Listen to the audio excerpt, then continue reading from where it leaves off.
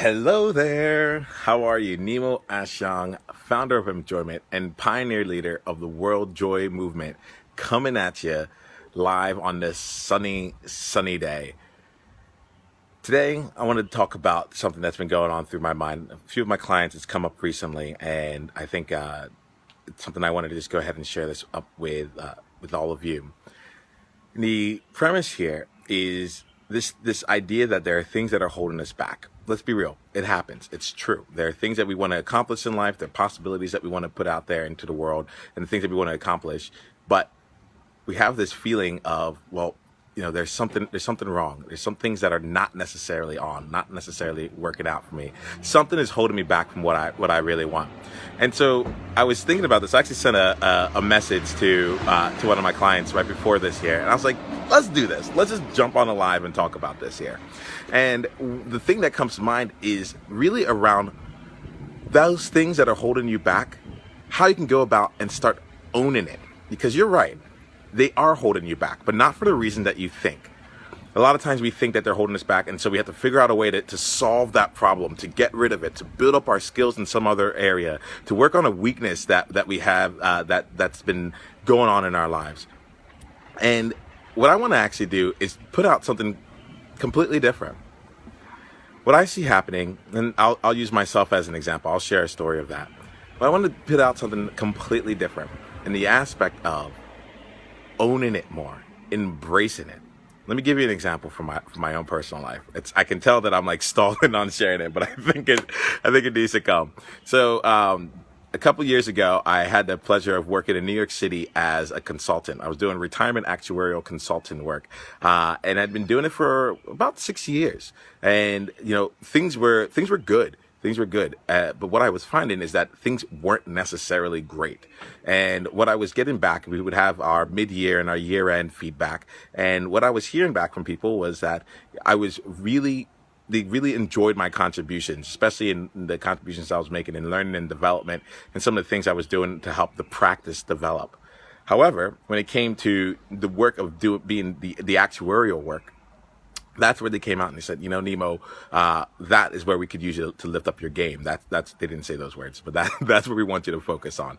That's where we see you needing to build your strengths, build your skills. And for about 2 years, I found myself listening to that advice. I came in very strong right off the beginning, and then I started spending more time building up my actuarial skills. And what generally happened was that as I was doing that, I looked around, saw what other people were doing, saw what I thought would work, and was getting feedback back from people on how they had built their actuarial skills, and really done greatness as a consultant. And what was happening was that year after year, review after review, the things that were making me special, the things that were helping me shine, the fact that I had an extended network, the fact that I was involved in projects that spanned beyond just the work that I was doing, and so on and so forth, those things I gave up. I gave up to focus more and more on an area that I wanted to try and improve. And eventually I got to a place where it was pretty good. I could do the work. I wasn't great at it, but I could do the work. And what eventually ended up happening was that at a certain point, I realized something. I realized that I kept getting feedback that I was great at all the learning and development, the people related activities that I was doing, the things that were quote unquote above and beyond in the role. And I was working really, really hard to build up all the rest of those skills that were necessary for the actuarial role, for the consultant role. And what dawned on me at a certain point, I think I was like 26 here, but what dawned on me was like, wait a minute. If I'm getting all this feedback that I'm excellent, that I'm awesome, that all these different things that I'm doing in my spare time, nights and weekends, those things are adding a lot of value to people, and I enjoy it, it's the reason why I'm doing these things, then maybe it isn't something that's holding me back and I need to focus on other areas to try and bring up. But instead, perhaps I should embrace what is actually working out for me. Embrace what this is all telling me, that this is something that I'm looking to do. And so with that's what led me on the path that's what got me to start looking into, okay, am I going to do entrepreneurship? Am I going to do learning and development, and so on and so forth? So I bring up this story here because I see this coming up a lot with with my clients, where we as a coach, we got to go through and talk through some very deep things. We got to go through, do the deep inner work that's necessary to help people really improve their performance and really be more authentic with themselves, to lead others authentically, and to be more inclusive in their leadership. With all that there coming into play, one of the areas is, rather than pushing away the things that that we wish weren't a part of us, it's actually embracing it and figuring out how can we use that to our advantage. You're watching me right now on Facebook Live. For the longest time, I felt that I needed to sit down and prepare and write out every one of my everything that I would say. And then when I did it, because that's what I saw other people doing, And I really thought to myself, hey, I have this problem. I have this problem that I like to just jump in, be in the moment. But in order to do this successfully, I need to actually go out and plan. I need to go out and do all these things first. And it was with making this decision, making a slight shift to say, maybe the thing that is holding me back actually is holding me back, but not because it's the thing that's keeping me from getting where I want to go, but it's actually because I am not utilizing it enough. I said on here, own it, own you, and be you better. I love to play around with these kinds of phrases. I talk about be more you, be unapologetically you. And right now, be you better is really the theme that's really coming up here, which is, how can you embrace the things that allow you to be you, the things that get you your results, and do those things better? In finding that there, let me ask you right now, and just take some time to think about it, whether you're on here for 30 seconds or whether you're on here for the entire duration of this conversation. Let me ask you, what's one thing that you do that you actually right now doubt about yourself? It's something that you do that you're like, I wish I didn't do this here. I always find myself time and time again, procrastinating on this, or starting a project and then switching over to another project, or something of that nature. There's something, I'm sure, that comes to mind of something that you do that when you think about it, you're like, if only I didn't do this. When you got that, my question for you is, what would happen? What would happen if you could only do what you did there, but do it better, and made that your differentiator?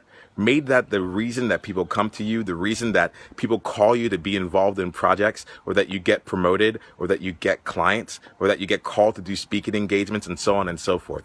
What if that thing that you've been trying to push away, to work on, to get other people to compliment you on, what if that thing was your actual path to where you wanted to go? And rather than pushing it away, you found a way to embrace it. This is probably the thing that I'm finding to be the most interesting around the coaching work that I'm doing, which is that a lot of it is mindset. We work a lot on mindset and getting sure that we can understand where are things coming from and where are your unique strengths, your unique values, what's holding you back, and what are your limiting beliefs. We get there. But the thing to move forward is practice, is implementation. I actually spend my time creating space and practice zones for people to bring that out into life. So I would like you to think for yourself here. What's one thing that you've been holding, that you feel has been holding you back, and that you've been working on trying to improve that weakness to a level of satisfaction for other people? What would it look like if instead you chose to take that weakness and call it a strength? All the things that were negative about it, what if that became your strength, and you decided instead to improve that strength? To take something that you were just great at and make it awesome. To take something you were good at and make it exceptional. To take something that worked for you and make it uniquely your own. So that people, when they come up and they think about you, they know exactly what it is that you offer, and they know exactly what you can offer that no one else can. Then there isn't a question of, are you the best? Is it the right thing? You're the only. And it just comes easy for you. So I'd like to invite you into that for this week, and just to embrace something that you've been putting away. Embrace something that you felt has been holding you back, or felt was not actually a good part of you. And instead say, what if that was the best part of me? And how can I do more of that better? How can I be me better? All right, I'll leave it at this here. I'm about ready to go to the beach and spend some quality family time. But this has been something that's on my mind, and I wanted to make that happen. I'm actually really curious what that sound is behind me. Oh, it looks like they are fertilizing some plants there. So, mystery solved. All right, my friends, take care and choose joy every day. All right, we need you out there. Go out and lead. Bye.